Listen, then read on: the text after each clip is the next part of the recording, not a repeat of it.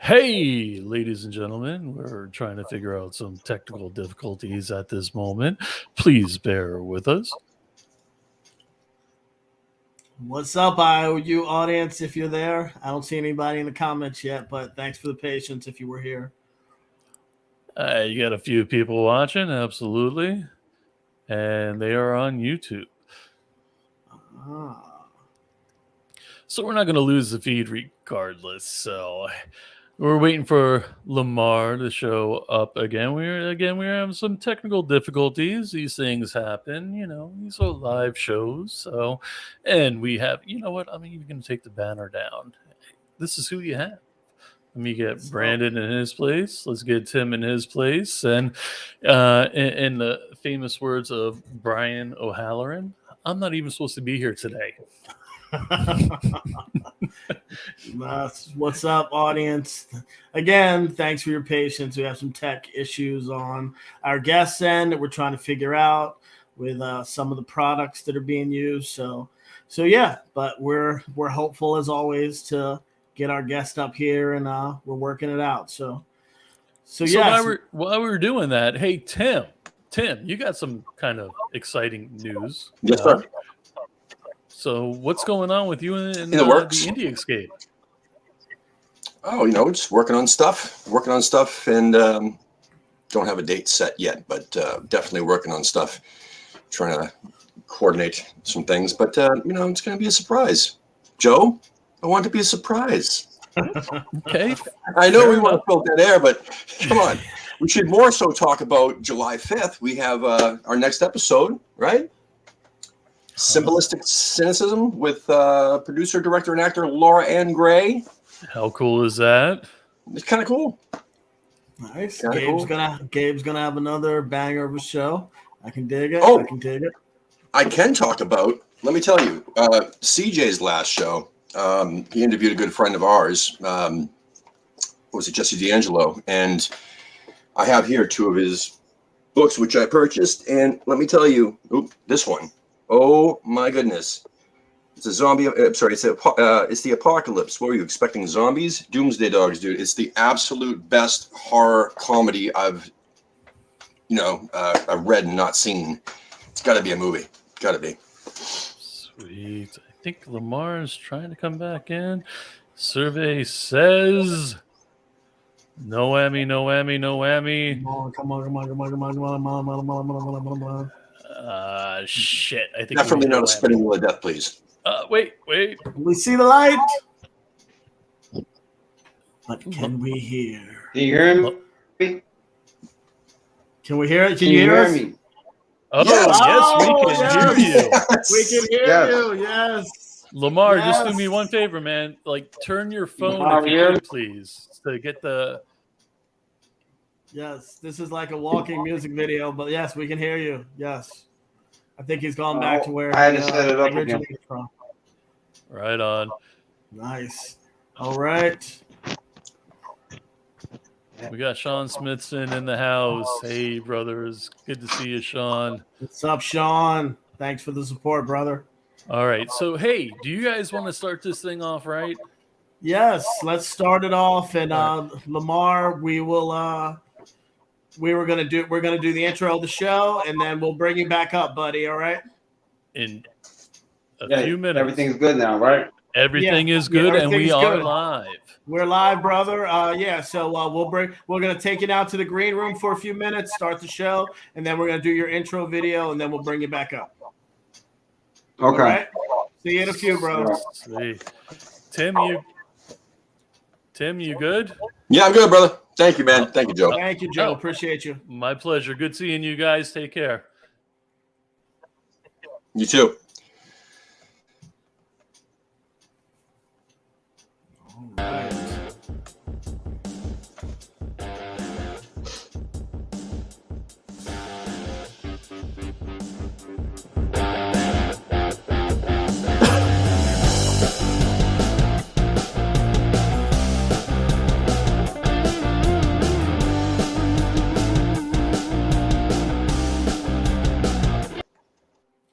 Brain cells are lit. Ideals start to hit. Next, a formulation of words that fit. At the table I sit, making it legit. And when my pen hits the paper, shit. That's legendary rapper Big Daddy Kane. Ain't no half stepping. Welcome to IOU. Mr. Melican. There we are. There we are. Nice. All right. How you doing, Tim? I'm Brandon E. Brooks. This is Industry Outlaws United, IOU for short. My host tonight is a special one. My brother. Can you hear me, Tim?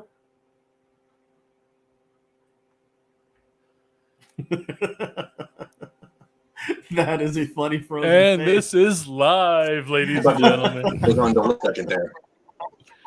I think Am Tim's I- on a little bit am of I a not working? lag. Yeah, you were frozen up, brother. I took the card down and everything. I hit the button and it wouldn't go away. It was crazy. I froze. Hold under pressure. All And with that, right. good night. Performance anxiety. Gotta love live internet. All right, like I said, this is IOU. We got started off a little rough there, but hey, our guest is in the green room waiting. Tim is our special guest host tonight. Thank you, Tim, for backing up Joe, who's taking the weekend off for the holiday. Thank you, Joe, for stepping up and helping us get on live. So Tim, we already kind of had a little pre-show talking about game show. So can we just get the ball rolling and show the tribute video for our guest, please? Yes, we can. Awesome.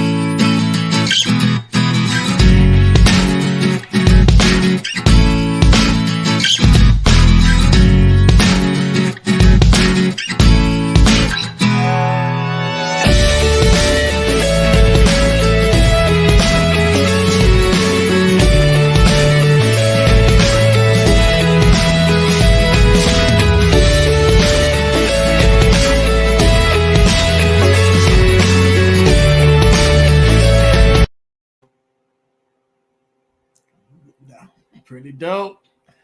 Welcome to IOU. One of my best friends in life since high school, actor, martial artist, stunt coordinator, and just one of the best dudes I know, Lamar Bumbrey. What's up, Lamar? Can you hear me? Yes, I can hear you. Awesome. Thank you for joining me tonight. Thank you for joining me tonight, man.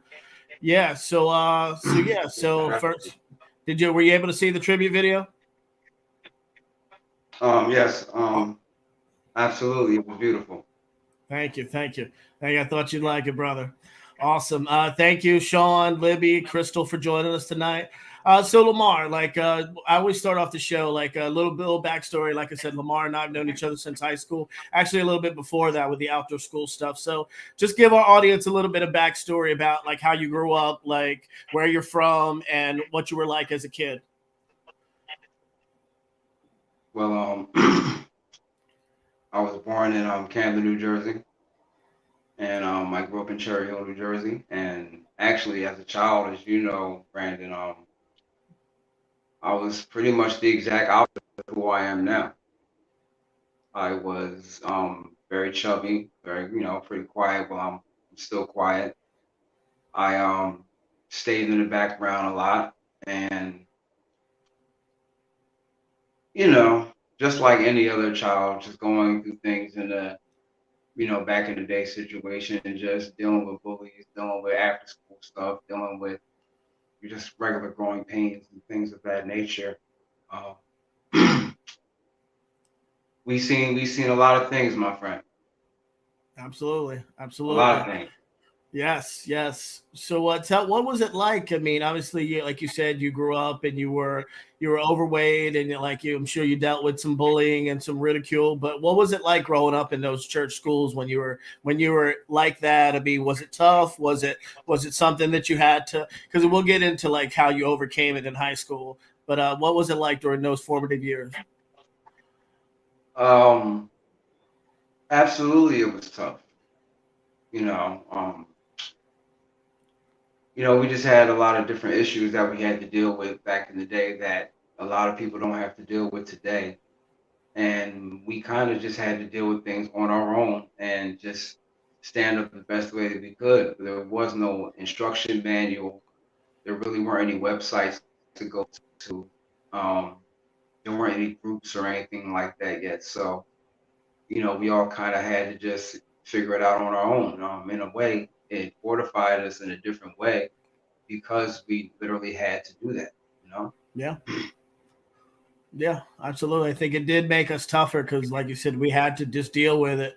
We didn't go out and do some of the things that unfortunately children are doing today. We either had to deal with it with our hands or we had to just stand up to whatever was the bullies were, whatever. And just like I said, it Yes. made us tougher because again, I was bullied when I was younger, and again, I stood up to the bully, and then the bully became a friend because once you own your enemy, then they realize that you can't be messed with. So yeah, so I Yeah. definitely feel you there. So yeah, so martial arts has been a big part of our lives since we were younger too.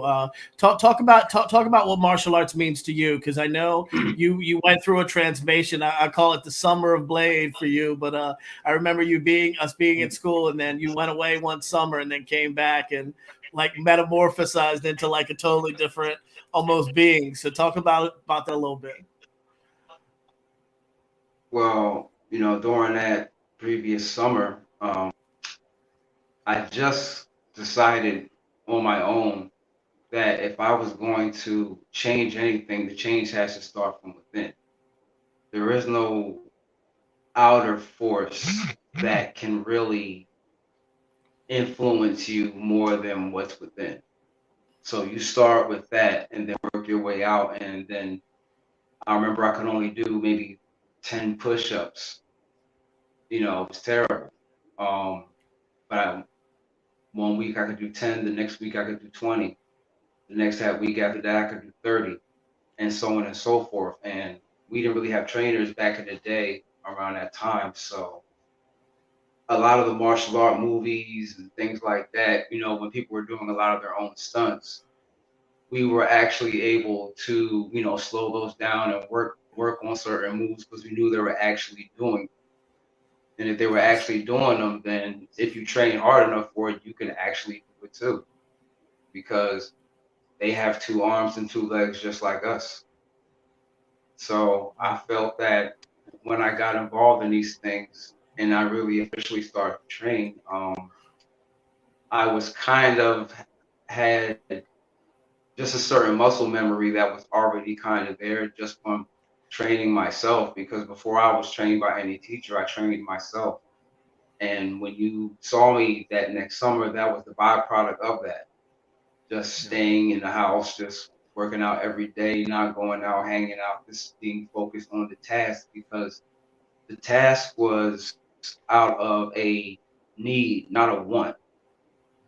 You know, when it's from a need, you will find the type of strength that you would never imagine that you could ever have. I agree. I agree. Yeah, like I said. So what did you during that time? I mean, obviously you trained, you still train to this day, but what are different styles that you trained in martial arts?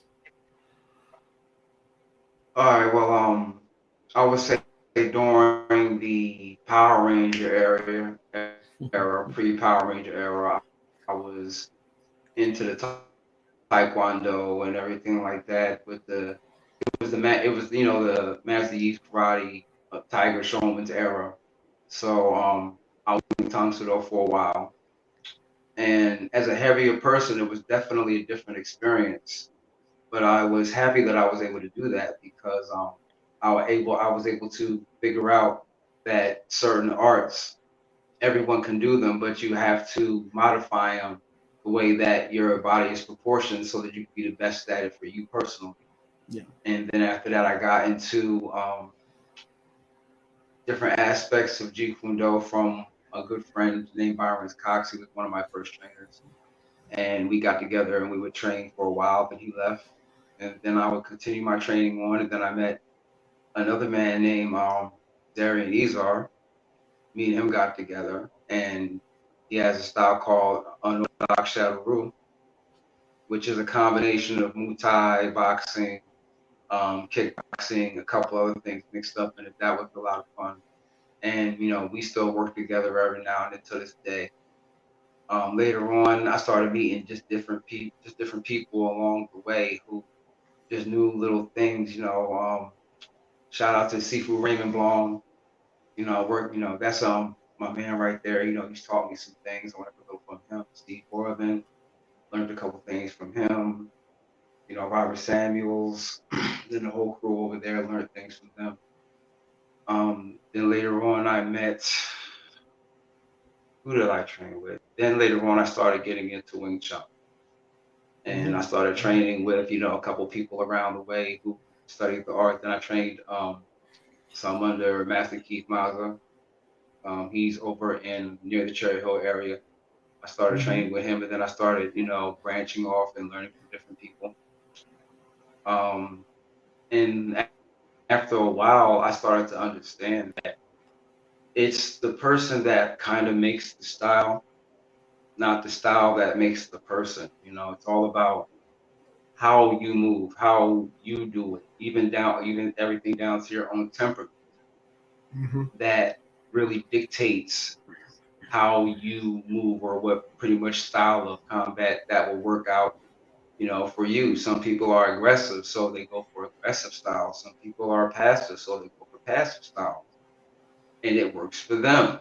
And because it works for them, they can pretty much be the best at it, and that pretty much applies to everyone. Just, find your niche.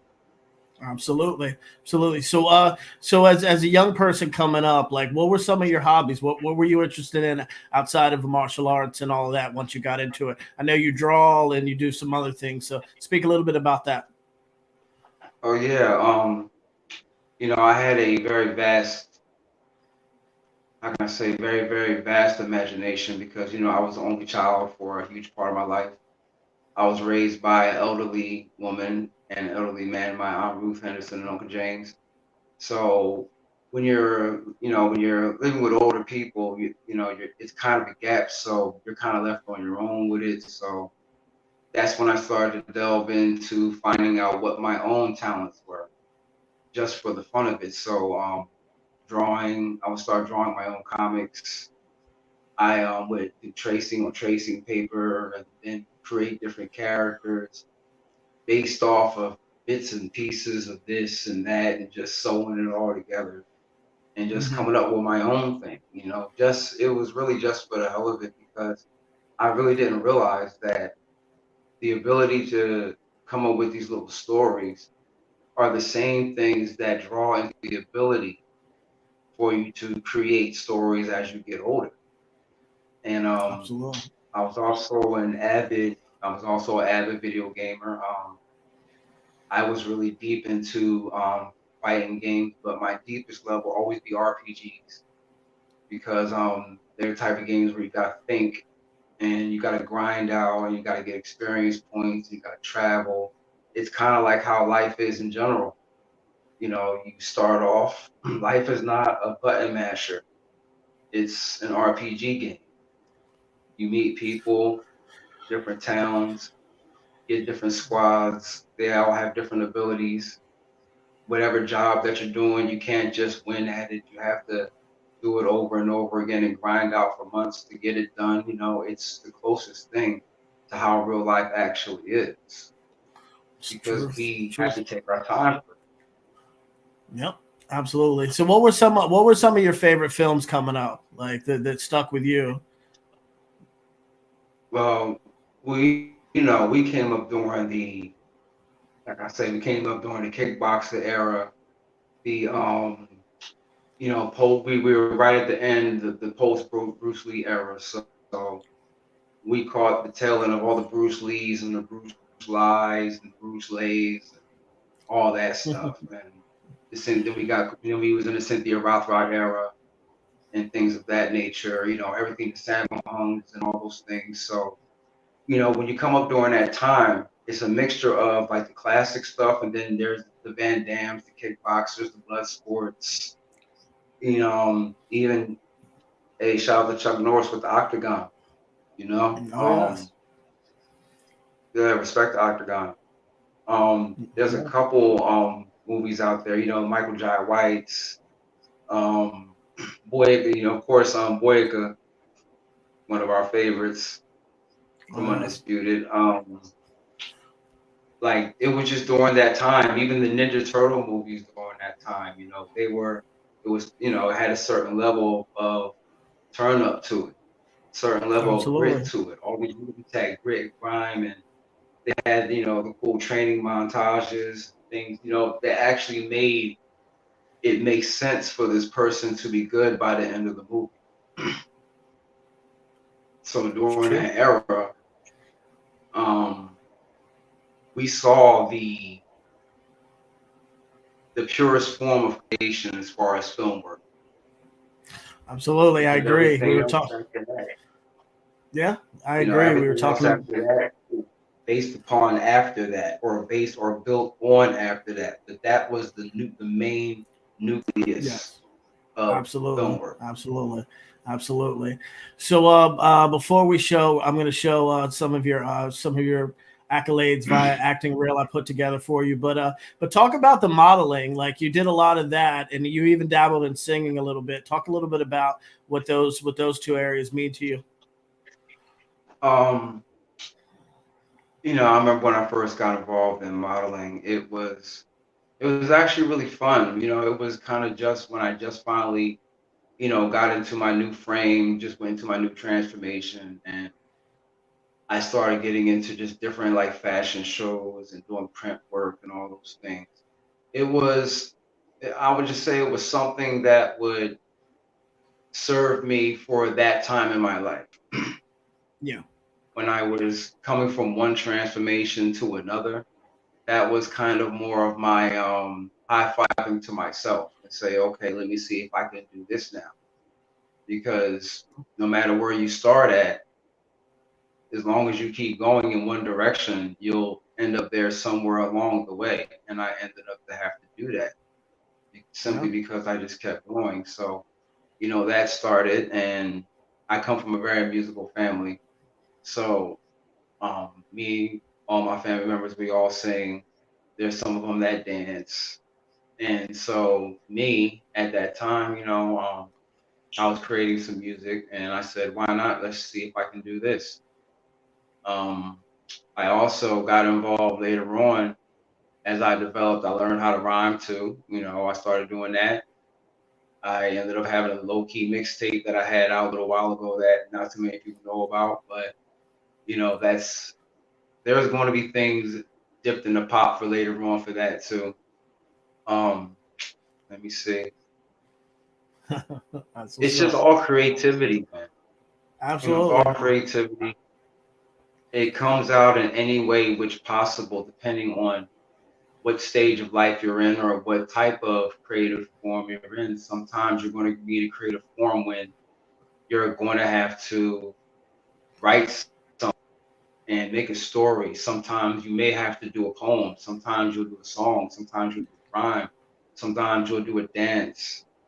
But all of it is purely the form of human expression. So every way that you go with it, as long as it's coming from you, that's all you need. Absolutely. Literally. Absolutely. All right, Tim, can you please play the acting reel to show our audience some of the great work that Lamar's done over his career?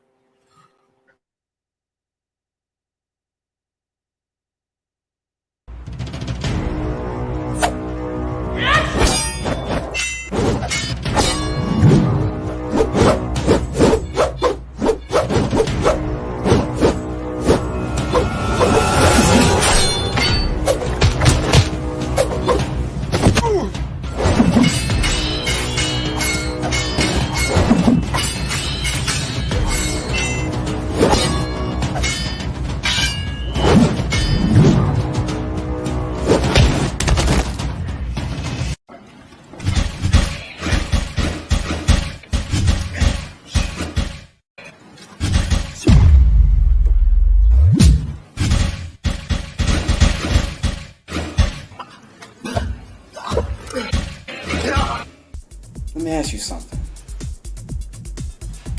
While we're out there, what's to stop me from popping you and just me being on my own little merry way? What, you tough? Whoa! Whoa! Calm down, man. Calm down. Save it for the ring, baby. Save it for the ring. Calm down. Okay. Everybody relax. Everybody relax. Right? Come on. Let you get your Save fight. it for the ring. Police! Is anyone in the area? Alright, I'm leaving. Wait, whoa. Calm down. I'm not gonna hurt you. What are you running from? Did you call 911? Man, you gonna throw all this shit away, man. What the fuck is you talking about, Blaze? What I'm talking about? Man, you got all the talent in the world to be something special. But one day you're gonna throw it all away, carrying that gun, fucking around in the streets. All you're gonna do is end up getting locked and shot up. Let me guess. You're scared to ask it, aren't you? All she does is push you around. Gives you shifts, but not no notice. Fuck, could you tell you're taking a me day? Scared? Roman, you're the one that fears your father. I mean, does he even know you're doing this? No? 3 little gophers, all in a row. Whether they come back alive, nobody knows. I want my nephew back alive. And I want the manuscript. And even trade. And maybe I'll let the other ones go. Think about it. Call me. Ready for this? Ready as I'm going to be. It's just like when we used to fight the other schools growing up, right? You didn't have knives, Dean. But no matter what, we're in this to the end. Together. To the end.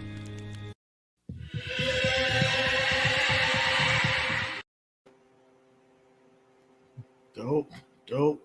So seeing that, that's a little journey through your career a bit. So what was your first acting job, actually? Wow. To be honest Taking with you you, back. it's actually, you know exactly what it was. It was actually the very first thing I really did like that was the movie that me and you worked on in the beginning, The Sickness. Oh, okay. So yeah, that was one of my questions upcoming. But how was that experience working? We lost one of our good friends during that process, Dennis Ronan. So how was that Yeah. process working with Dennis on that show? Dennis was, how can I say, like he was an angel, man. Like he really enjoyed what he did, and we had a really good time. He's one of the few people that I've worked with that, he doesn't really have ego issues, and he didn't really like to make it difficult for nothing. So it's very rare to find that in this business a lot of the time, where it can just go very smooth. And we were all really good friends when we first started, and that actually made the filming process a lot better. Some people, they don't really know how to operate within that space, but when we do it, we understand, like, we're all friends here, so we're going to actually work 10 times as hard because we're all friends here, Yeah, because we really want to kind of impress each other. yeah, yeah.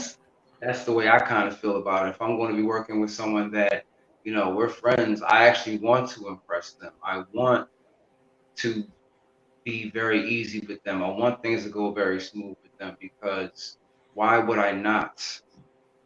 Absolutely. Because we're friends.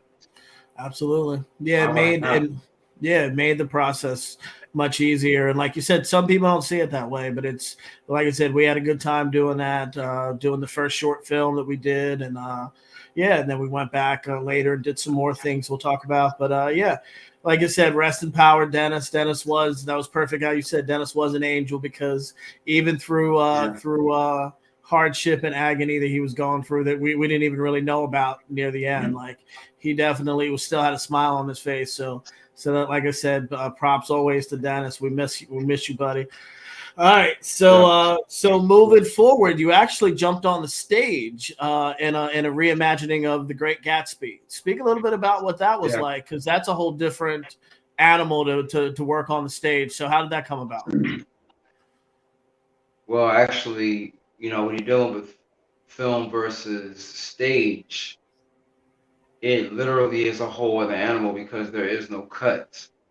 There is no, all right, I missed my line, let's do it over again. Like, if you mess up, you literally have to almost fumble your way back into your script without the audience noticing.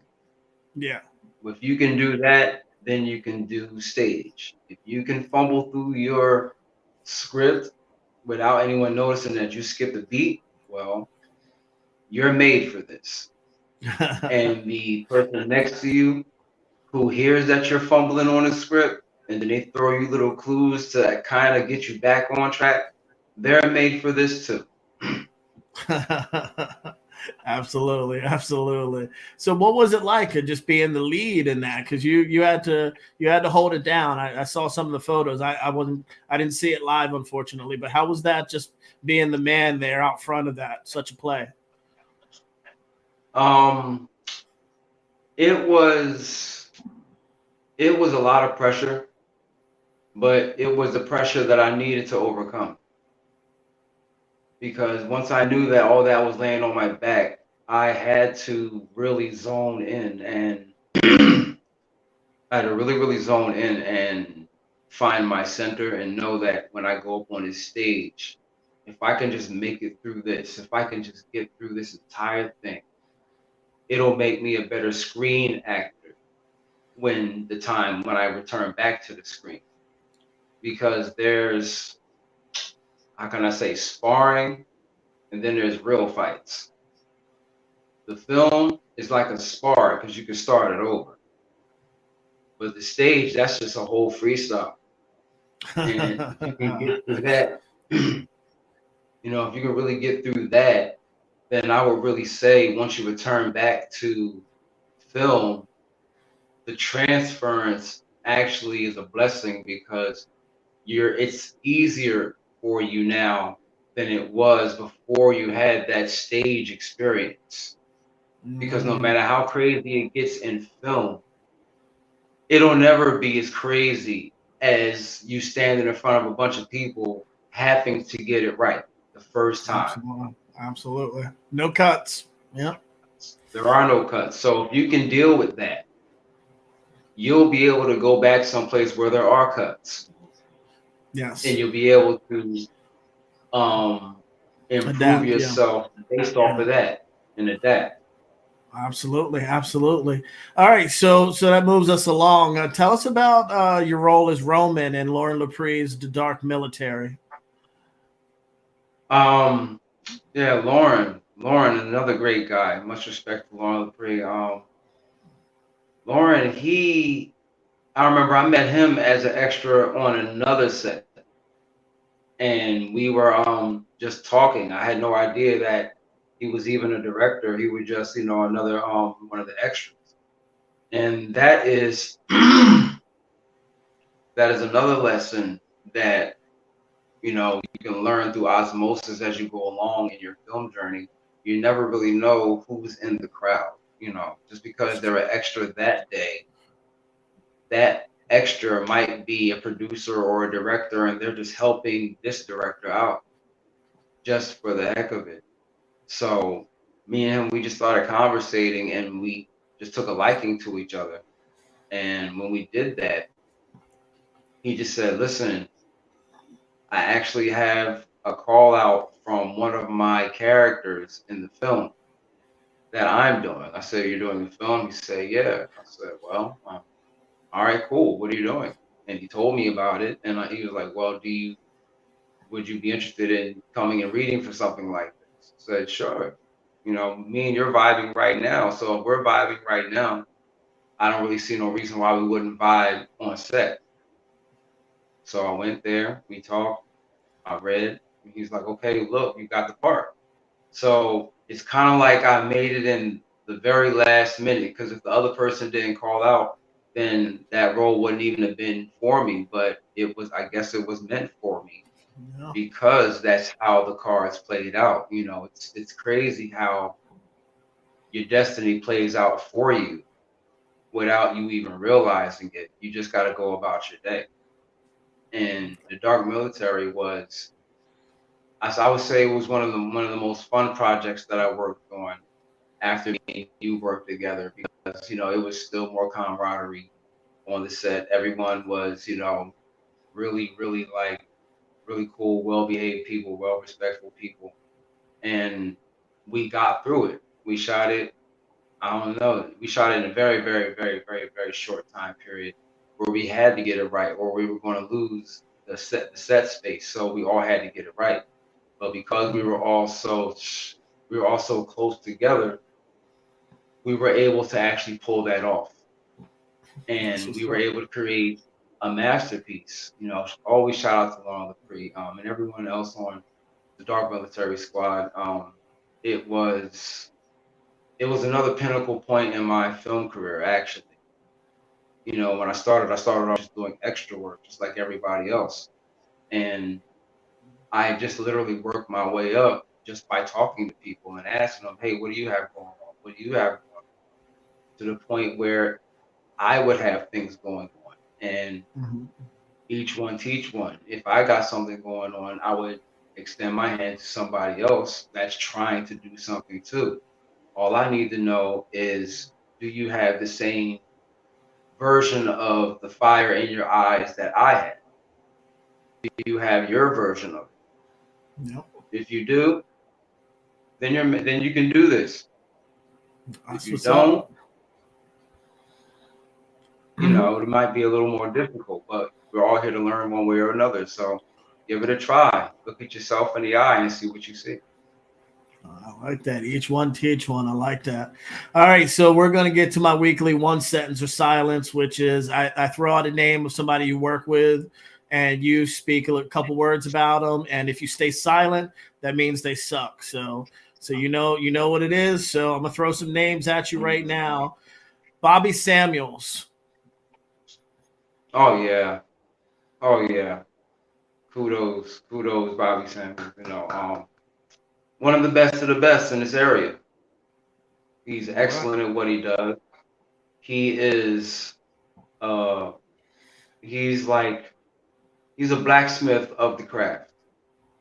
You know, he takes a lot of different characters, brings back a certain flair that a lot of people don't even know how to do now. Like he brings it back to the Shaw Brother area, and you know, they really it's a certain energy that you can only get from if you have to be around those type of people that really respect that type of stuff to be able to create it. And you can only do that when you're in the alleyways of China, and Absolutely. you're really Absolutely. and you're really with them. You know, you're really with them. Like it's you got to be on set. You got to see the work. You got to see the nunchucks. You got to see the wire work. You got to see the 10 to 15 step combos that they got to get in one take. You know, you see that. So when you're dealing with that, that was an entire level up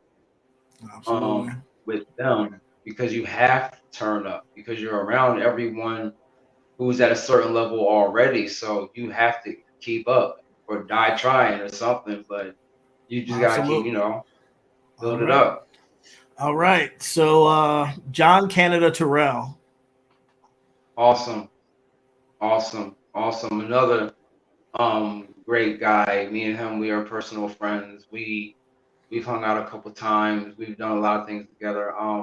He's taught me a lot of things. He's also a martial artist outside of the iconic Flash character he's always been. We always know him as that first and foremost.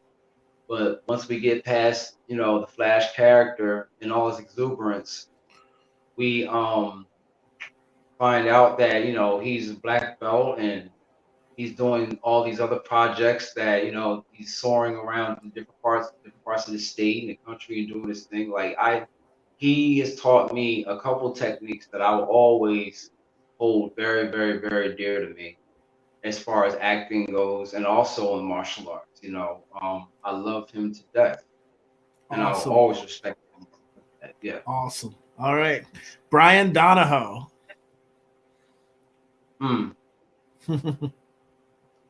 We've worked a couple times together. Interesting experience. Interesting experience. He's someone that's I would say is finding his way and win, lose or draw, he will. Awesome. One of these. UFC champion Chris Cyborg.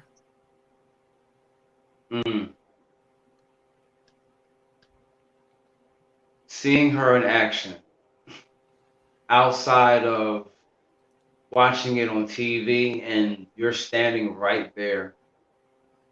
It's just something magical about that. You know, as kids, we could never get close to these type of people. They were always on the other side of the screen. Always. So that when you're actually with them and you're on the same side of the screen they are, I don't care if you're the main person. I don't care if you're just the guy sitting on the side of the table while everything else is happening. It doesn't matter. You're still on that side of the screen. And for that, you should applaud yourself. I can dig it. I can dig it. Steve Carino. Oh, Steven, awesome artist. Planet Mirrorball, you know, he does this thing. We all know it very, very well. He was one of the other guys that, you know, I learned a couple things from. He's with the editing and the coloring and everything. Like I seen how he could take a picture and take it from one look and completely change the aperture to be something that'll create something to the point of oil paintings. I've seen some of the freeze frames. I've seen how he changed certain things here and made it look this way there. You know, I've seen the talent that Carino has, and Carino's going to be someone really big during his journey as well. Absolutely. I see it within him, and I wish nothing but the best for him. And I hope to definitely work with Carino again. Very, very, Awesome. very cool guy. He's also a fellow Aquarian, so that's my man. So I love him. Shout out to Awesome. Steve Carino. Absolutely, absolutely. Another friend of ours, Newt Wallen. Newt is like the Philly Toxic Avenger guy. You know what I mean? Like he comes from that Toxic Avenger, Attack of the Killer Clowns, just that fun era where it doesn't necessarily have to make sense because this is what we're in it for. Absolutely. Even I also call him like, the new, in his own way, like the new Weird Al Yankovic, like his movie that he was working on, The Midnight Show, that's like the new UHF to a degree. That's Yes, why the I South enjoy will the rise concept. again. Yes. Yes, Yes. just the fact that it was movie clips, just like that type of Yeah.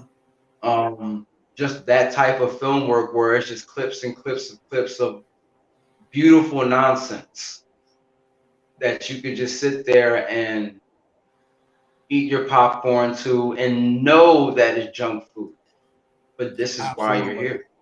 Absolutely. All right, next, John Gillard Sr. Oh man, Battle. Battle was another film that was very close to my heart. It was a film that I met John. Where did I meet John? Matter of fact, I met John on your set on The Sickness as well. Oh yeah, He was actually one of the extras there, and just like everything else, we started talking, and we became friends and started talking a lot, and then everything kind of just one thing flowed into another, and he said, "Look, I have this project that I'm doing that's involving, learning about I'm gonna be a boxer and I'm gonna lose this weight for this role." And for me, it reminded me almost of like almost kind of like Tom Cruise Castaway-ish because of the weight difference and everything. Like, the fact that you're willing to actually go through this physical transformation, like for real, in the movie as it's playing, because of that element right there. That's what drew me to the movie. Yeah. That's what really drew that to me because I understood what that was because when I was heavier, I had to work all that off myself.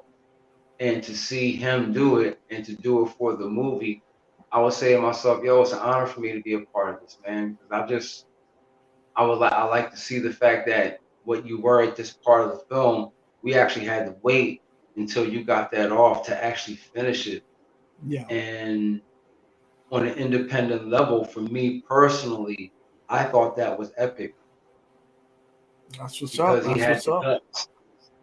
Absolutely. He had the guts and the gumption to put it together, no matter what it turned out to be later or what he transforms into after that. You actually had the will to put yourself through that type of training and torture just for the love of the art, just because you wanted to do it.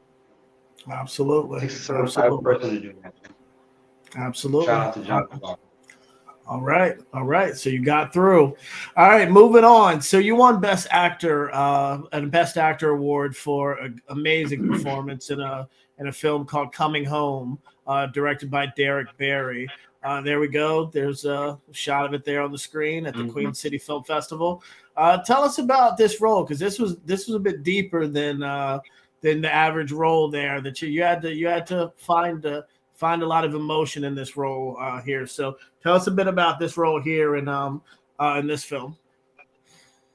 Well, the whole thing about Coming Home, that was, as an actor, a coming age film for me spiritually in a different level, because in this film, I was able to showcase my deeper introspective side that in a lot of other of my films, a lot of people don't really get to take a part in, because a lot of films that I was doing previously were very action related, Mhm. and I have a love for action, but people have different sides of them, and if they're able to portray those different sides and get the opportunity, 9 times out of 10, you may even surprise yourself.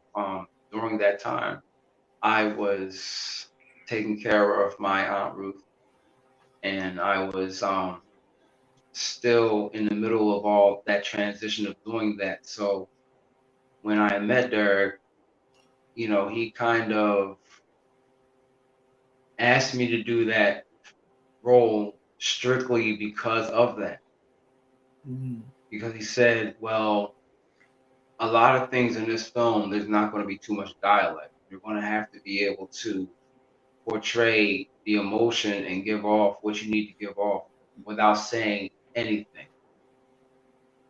So I said, what do you want me to give you? Do you want me to give you what everyone else sees? Or do you want me to give you what it's like when everyone else goes home and it's just me and my aunt by herself? Which one do you want? Because one of them isn't that pretty. And he said, well, I need the latter. I said, okay. For me to do this, I'm going to have to tap into that.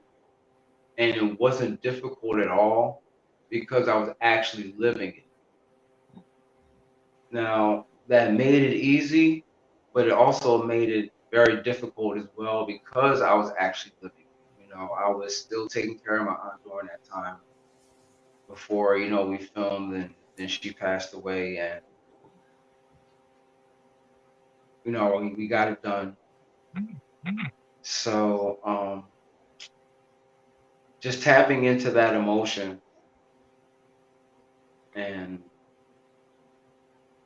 really being in it, but being brave enough to kind of show people what that actually is. Like anyone here who's taking care of an older person who they actually do care about and hold dear, understand that when you're caretaker for someone, their life is in a balance, and every day is a chessboard, and you have to steel thyself to be able to go through the emotional roller coasters, because any day could be the last day. That's true. And you have to be ready for that in some capacity. And it's not for everybody.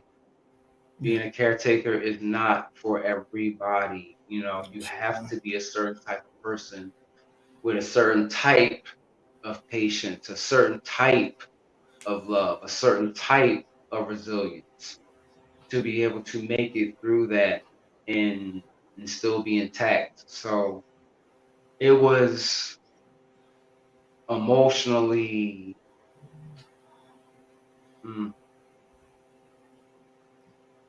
it was an emotional roller coaster, and it was very draining, but I forced myself to go through this because I chose this, and I wanted to become better, and I wanted to show people a piece, just a snippet of what it actually is. And if I can Yeah. give you that piece to be authentic Yeah. and show you the pain in a naked way, Yeah. then I've done my job. Absolutely, and you definitely did. Definitely check out Coming Home.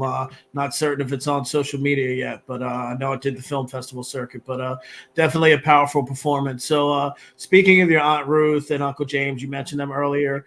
The last few years, you've gone through the ringer as far as tragedy in your life. And when we talked about this interview, this is something that we wanted to discuss. You and I obviously have discussed it in detail and everything, but yeah, like you mentioned, you lost your Aunt Ruth after a long struggle with her. There she is, right there. It's a beautiful woman that I was privileged to know for many years, and yeah. So just tell us about. I mean, they raised you, her and Uncle James, and So tell us. I mean, you told us a little bit about the journey with helping her as a healthcare, but also move forward a bit to the tragedy that befell you a couple years ago with your fiance, who was another beautiful soul. So if you were, the floor is yours, my friend. Um,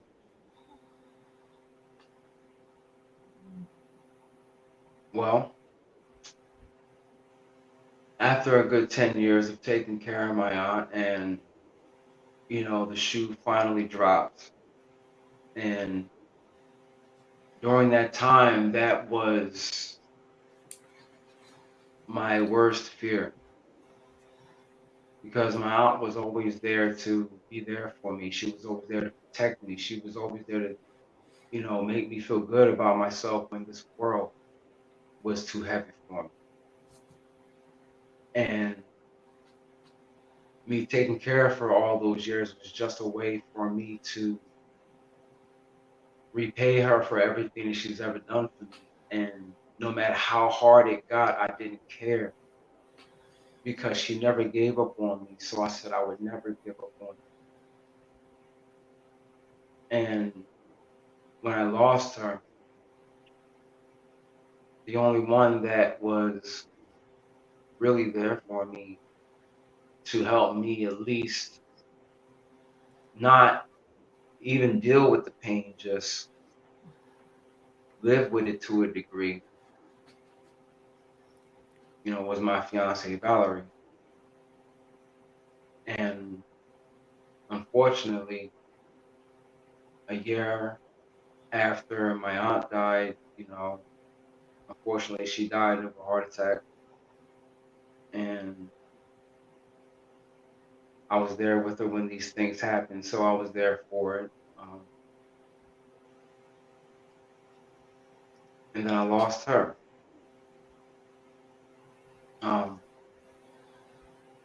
That's when my worst nightmare that I never knew even existed began. I was alone after that.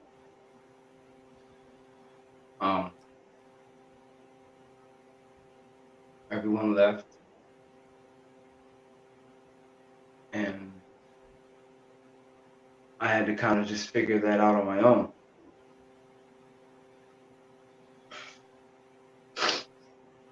Yeah, take your time. Not a day that goes by that I don't think about her. During that time, I pretty much shut everything down because, I just got off social media and everything else, because I literally had nothing else to say.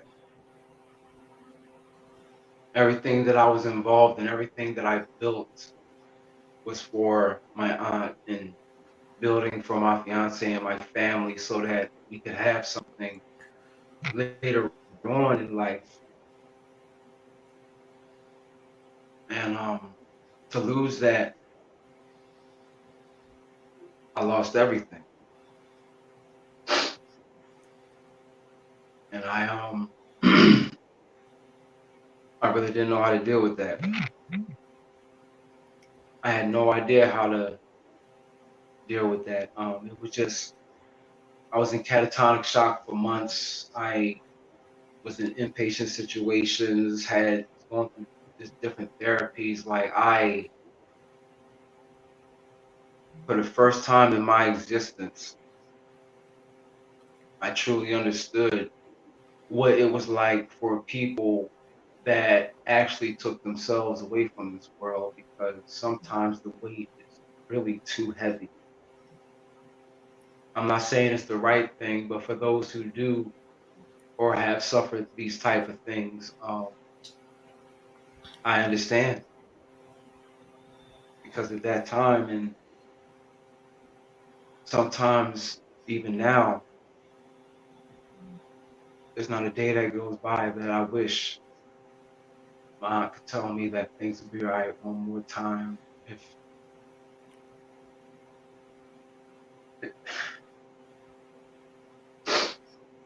Valerie could tell me things will be okay one more time, just one more time.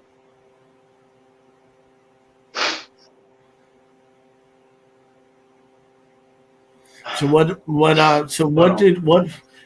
was it that you think? I know astrology has become a big part of your life, but what would you attest to being a reason why you kind of have slowly kind of come out of the darkness that you were in for a long time?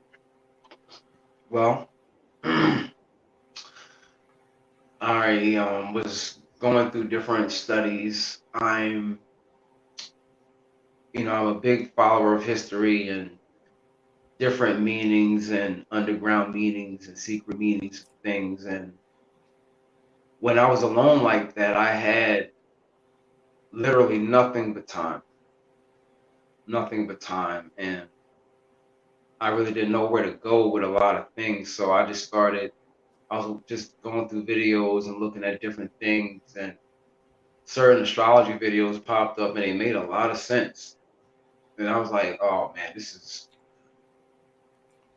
but I started getting deeper and deeper into it, and it gave me a deeper understanding of how our lives kind of shape in certain ways that push us in certain directions. Certain things happen in life that push you in this direction, then other things will happen that push you in that direction. And you really don't understand the full fruition until you kind of look back and see all the different things that happen that lead you to be the man that you are today or the woman that you are today. Everyone and everything is as it should be for you to become what you will later. The whole idea of it is to endure. For all those listening, the idea is to simply endure. Can you all do that? Can you endure? If you can, there are other things.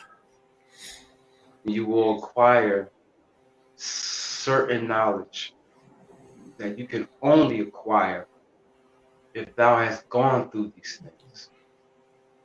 You will be the one to be able to tell someone it's okay. I've been through these things before.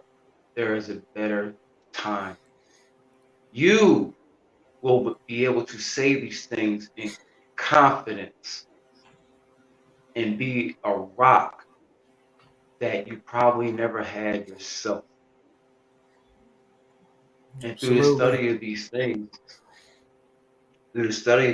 I've understood what that pretty much means and what life paths are for everyone, and we all have them. It's just figuring out what that is. Find out who you are. Find out why you are. Once you find these things out, no one can tell you anything. Who are you? It's true. Once you know, you'll know what types of things you can do. For those who are actors out there, find out who you are so that you can know what roles you really can do.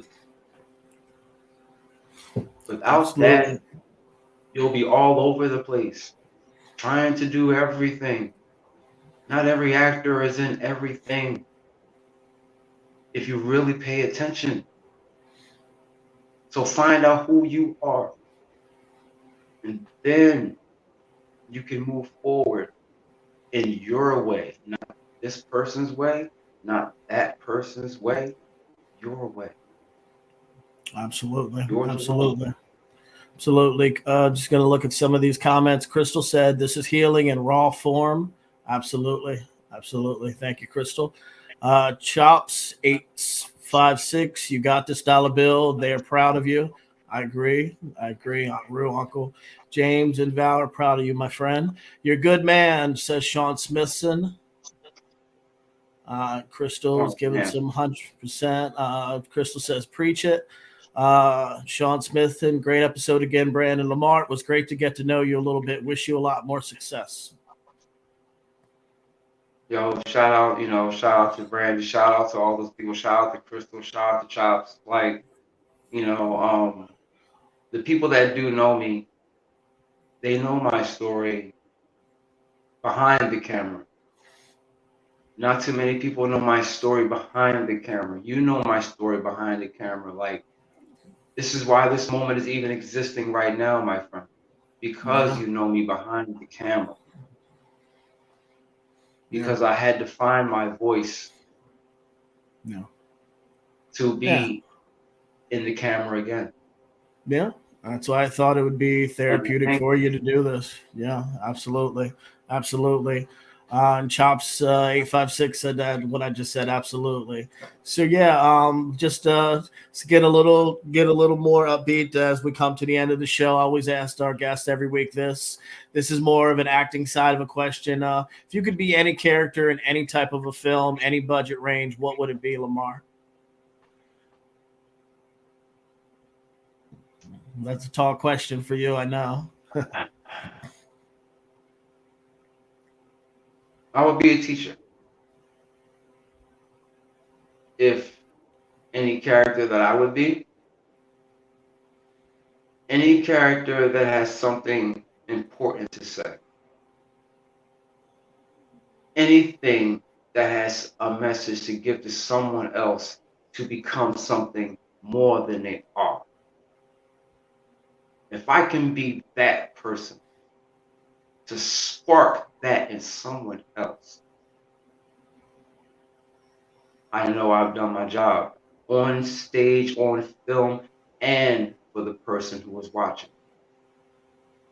That's what's important. Absolutely. Great answer. All right. So what's currently going on with you? Like, is there any new projects upcoming for you? Like whether stage, film, TV, behind the scenes? Let our audience know about that, please. Do you have any music, anything like creative music, film, anything that you're working on, or anything behind the scenes you're doing? As far as I know, you said you started like a business that. Well, in my hiatus, I've just been, while I was trying to find myself for who I was and for who I am to become, I had just different ideas. I have different stories, different scripts that I'm possibly writing. Some things I'm gonna be throwing your way pretty soon. There's also possibly some music at one point in time. As far as acting goes, outside the scripts, I'm still going to be doing projects. I'm coming into it with a different focus. I'm coming into it like, I'm just not doing roles just for the sake of doing roles. Like I've done that, just like, you paid your dues and all that stuff. We've run the race. Now I'm more focused on doing roles of something with meaning, depth. It has to be something with real passion behind it because I'm a passion driven individual. So anything else, I would not even be able to go into that form. Therefore, the director wouldn't get what they actually need. So if I'm going to do film in any capacity, if it's in that lane where there is depth to it, where there is meaning to it, sure. I'm working on being open to these things. Right now, I'm away in like a monastery of sorts in an undisclosed location, dealing with a lot of spiritual matters. But I will be coming back around in this year, 2022. I'll be working on some things with you, low key, and I'm just handpicking a lot of things now. I'm slowly working myself back into it, and I hope that the public is I hope the public missed me at least a little bit. You know, I've been going for a while, and I hope I can give the public exactly what's here in everything that I do. So, Awesome. like I Awesome. said, I'm peeking out the shadows a little bit and just saying, hey, Yeah. I'm here. I'm glad, man. I'm glad we've missed you, my friend. Definitely look forward to working with you soon and on a project we're finishing up. And yeah, there's other things in the horizon too that I'll share with you that have come up that Tim and I actually are working on that I have that has your name on it too. So some profound stuff. So yeah, but I'm glad, man. I think it was, like I said, I think it was good for you to get back into the light a little bit and again, and do it with purpose, because I think you said you've come a long way, and I think you have something to say on film or on stage or on television, especially with the struggles that you've gone through, because you can manifest that into these roles that are worthy of time to for you to take on. And just like you did in Coming Home, you can actually utilize the struggles and the perseverance that you've had to go through with all of the darkness and bring it to light on film to showcase to people. So I'm glad that you're here tonight, my friend. So we have Crystal says, this beautiful, raw, unfiltered healing and seeing to men come together and do this is beautiful. Thank you, Crystal. Thank you. She also said, for we are all the teacher and the student. Yes. And Very Chops, wise. yes, Chops 856. We are waiting, Lamar. We can't wait to see you back in action. I can attest to that. Yes. All right. So yes. So yeah, we're winding down now. Mr. Melican, my friend, do you have any questions for Mr. Bumbrey? Your mic, my friend.